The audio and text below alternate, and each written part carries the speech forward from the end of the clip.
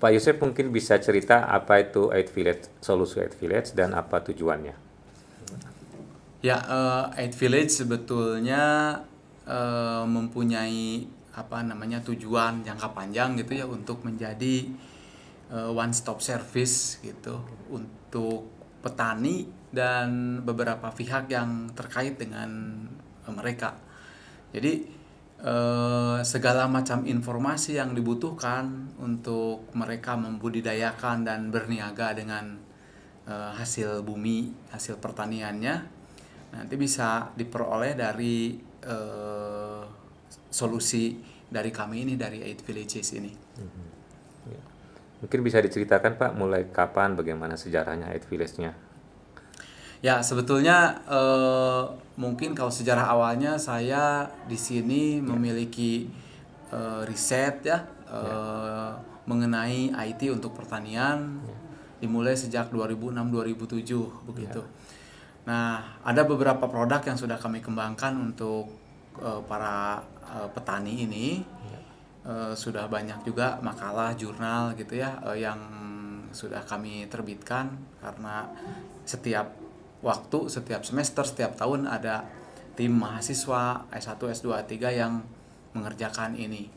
Nah, pada beberapa bulan lalu, akhir tahun 2011, ada Pak Matiu yang apa namanya ya membawa peluang begitu untuk membuat uji coba apa namanya lebih fokus lagi gitu kepada kebutuhan petani dan pemangku kepentingan lainnya, petani, tokoh tani, pengumpul begitu termasuk apa namanya yang bank berjalan itu gitu yang meminjamkan uang.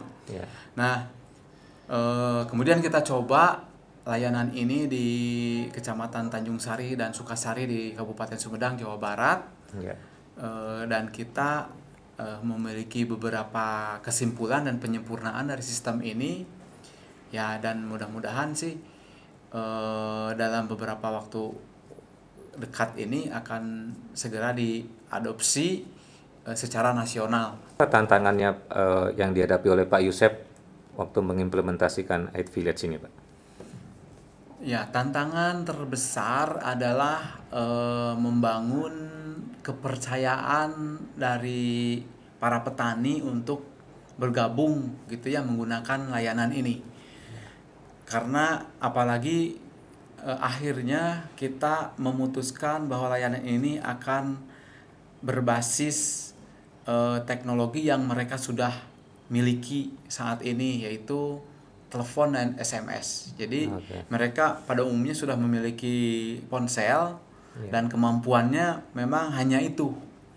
Sangat sedikit yang sudah bisa internet. Jadi solusi yang sudah saya miliki di sini yang sudah dikembangkan sejak 2007 itu praktis tidak bisa mereka pakai secara individu gitu ya, karena itu berbasis internet. Nah, karena memang kalau yang solusi ini dipakai oleh para PPL biasanya di beberapa tempat sebelumnya ya. Nah, oleh karena itu kami fokus di suara dan di telepon gitu dan di SMS. Nah, dengan keterbatasan dan apa satu lagi bahwa kalau telepon petani itu merasa masih sangat mahal. Jadi ujung-ujungnya kita menggunakan SMS sebagai salah satu layanan utama. Nah, sayang sekali bahwa di Indonesia memang belakangan ini kan terjadi perampokan pulsa itu ya, sehingga kepercayaan petani semakin rendah lagi. Sehingga perlu waktu yang cukup lama untuk agar para petani ini percaya bahwa ini bukan pencuri pulsa nih yang datang, tapi kami adalah sebuah layanan yang akan membantu mereka dalam mendapatkan apa namanya saprotan yang cocok gitu ya, dengan dosis yang cocok, dengan produktivitas yang lebih baik, kemudian membantu juga mereka dalam menjual produknya dengan harga yang lebih baik. Nah, salah satu strateginya adalah dengan mencari referral gitu ya, mencari champion atau juara gitu atau senior atau yang paling dituakan di daerah tersebut. Nah, ketika yang dituakan itu mulai menggunakan, nah biasanya dengan pola masyarakat yang ada, para petani yang hanya mempercayai beberapa orang saja, akhirnya mereka mau gitu mulai menggunakan. Pak Yusef, bagaimana pendapat Bapak untuk layanan AdVillage ini dibanding dengan layanan keuangan? Ya, kalau kita survei ya, apa yang mereka perlukan para petani ini, ya pada umumnya sih yang nomor satunya sebetulnya keuangan, Pak. Oke.